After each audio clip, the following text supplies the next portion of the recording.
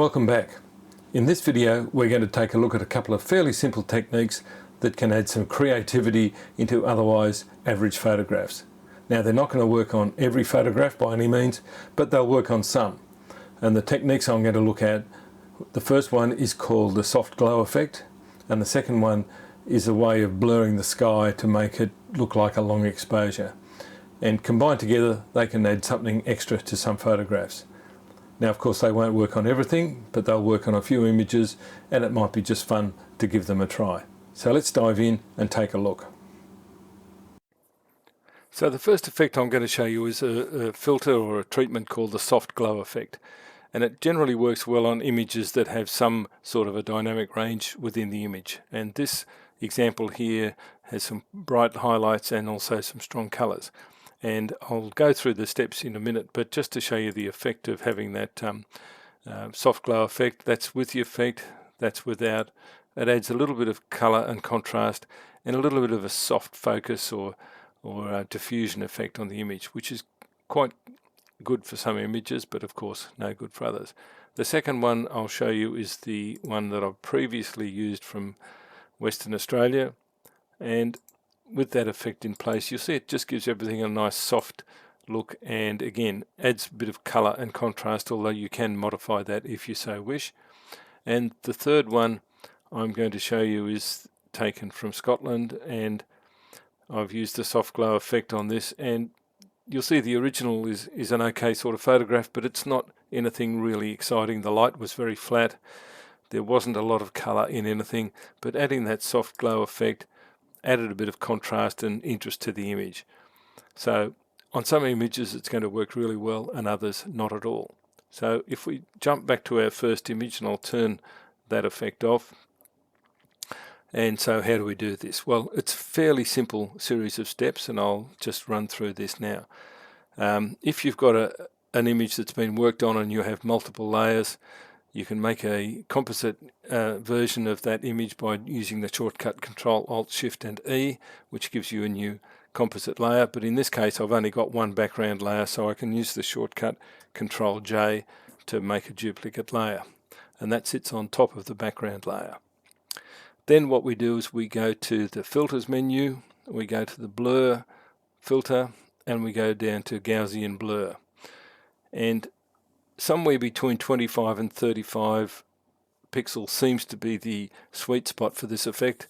Although if you want to experiment, the first thing you can do is, before you get into here, and I'll cancel out of this and do it the right way, is we right mouse click on that duplicate layer and we turn it into a smart object, which means we can go back into that filter and adjust it if we decide that it's not really working for us. So with that converted to a smart object, we go filter, blur, Gaussian blur.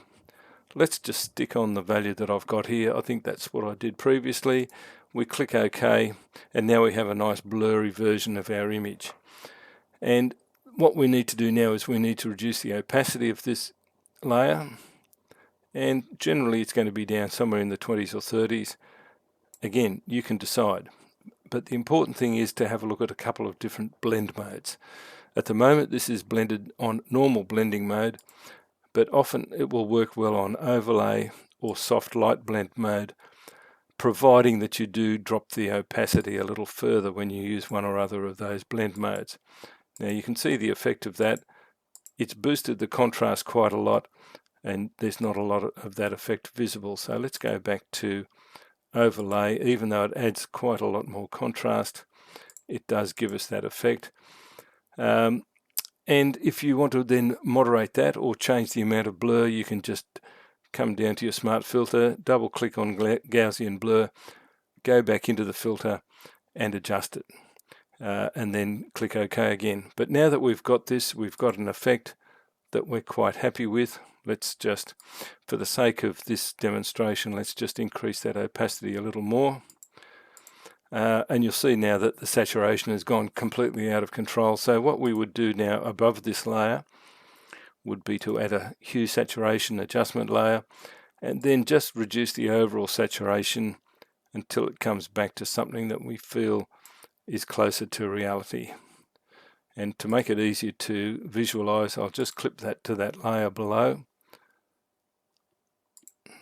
No, we won't, because that mucks up our smart filter. But you can see the effect here that the increased saturation with this blur layer goes a bit crazy, but we can then really get a nice effect with it. That's without any of the filters, and that's with the soft glow effect. You do have to watch the highlights a little bit, and you could always mask out the effects where it's too bright. So it's a fairly simple effect, a couple of steps. Let's look at the other versions. If we go to our one from Dale's Gorge, I've just done the same thing here. I've made a duplicate layer, added Gaussian blur. This time I've blended it to overlay, and it's on about 24%. Now if I increase that amount of blur, you'll see not only does it get more blurry, but it gets more contrasty and saturated. So with any of these overlay or soft light blend modes, you have to be very careful. And here I've also added a curves adjustment just to lighten the overall effect a little more. I could probably come back in here and just increase the brightening of those shadow areas just a little bit more, just so that we don't get too much more contrast. But it's quite an interesting effect, and particularly with some landscapes, it's working really well. And finally, coming back to our black houses in Scotland, I've done the same thing here. I've made the blur layer, but when I applied this, it actually went a bit crazy on the sky. So if I just disable that layer mask for a while, you'll see here that some of the sky got really dark in the corners. So I just masked that out, painted it on with a little bit of black, and reduced the effect on there. But it works quite well. And of course, what I did was, because of the saturation increase, I just reduced that a little bit more and added a bit of a curves adjustment just to brighten it a little bit. So a very simple technique. Have to do it in Photoshop, of course. For the Lightroom users, it can't be done this way, but it works well on some images. So that's our first simple technique, and it's worthwhile just trying this on a few images just to see how it works and if it works for you. Now for my second example, which is the blurred sky effect, which is trying to simulate the effect of a long exposure with clouds moving in the sky. This is also sometimes exaggerated to create what's sometimes called the Adamski effect, but in this case we're just really going to look at just giving some motion to the sky. And I'm still on this same image of the black house, and this again is a fairly simple technique, but it does require one thing, and that is a really good selection of the sky, and you need to spend a little bit of time getting this right. Now I'm not going to go into how we make our selection of the sky in this case, but normally you could start with going to select menu, select sky, and then fixing up the bits where it doesn't work. I've already made that selection and improved it and modified it, and so I've saved that, and I will just reload that selection.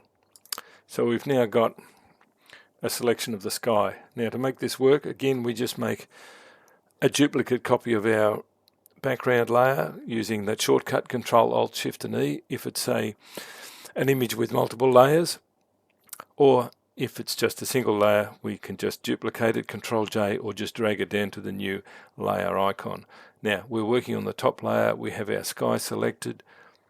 We go to the filters menu, and in this case we go to the blur gallery and we select path blur, and we now get a different menu opening up, and we've got a couple of options here.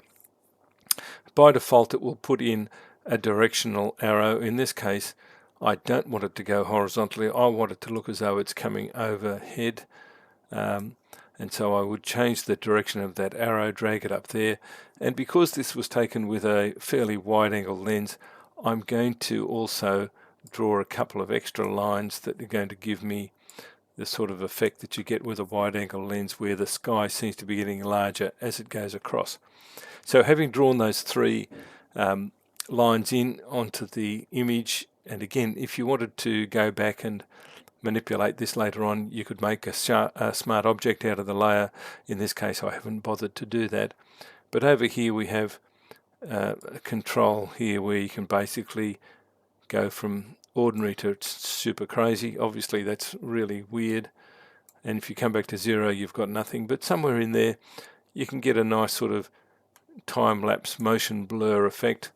Once you get it to where you want it to be, click on OK on the top menu, and it will come in as this layer with the mask. And so the effect is only applied where you've got your sky selected.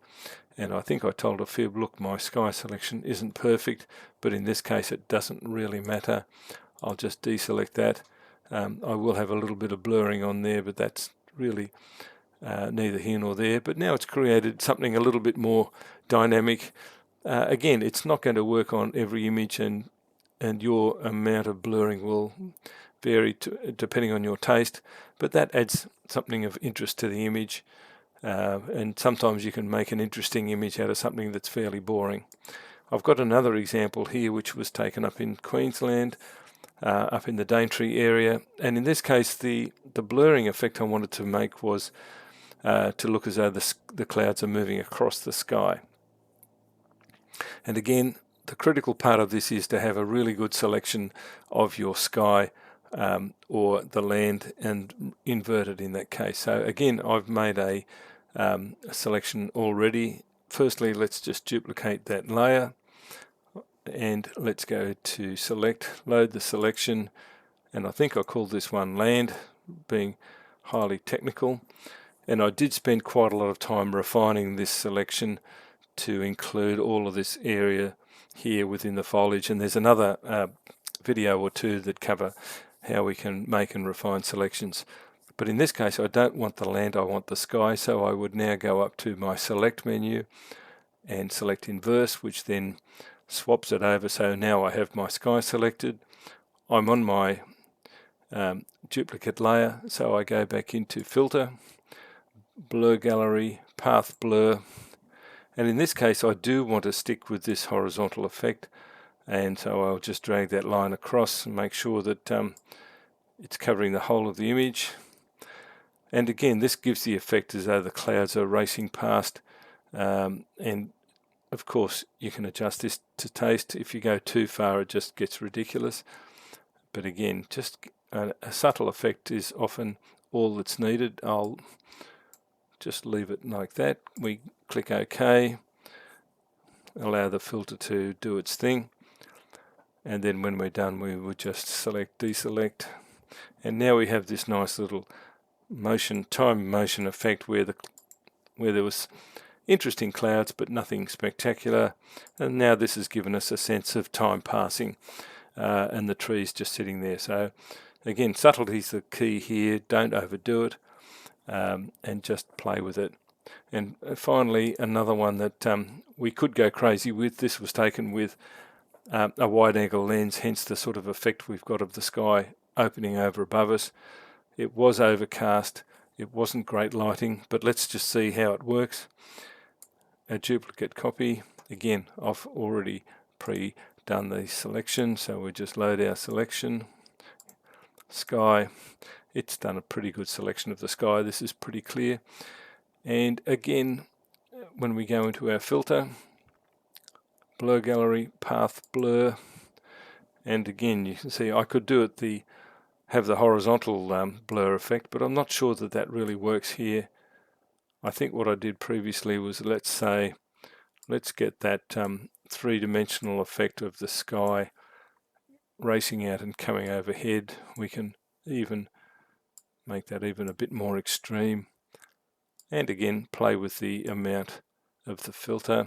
Click OK, and it turns, this sky wasn't particularly exciting, it was fairly bland, but again, once I remove my selection, here's my blurry sky, here's without. You can make up your mind whether you think it's worthwhile or not, but it's worthwhile trying and experimenting with some images. Now they're quite simple steps, just involve a couple of things. In this case you've got to make a good selection, but otherwise it's quite simple. So have a bit of fun with that. I hope that's been of interest, and I'll see you again soon.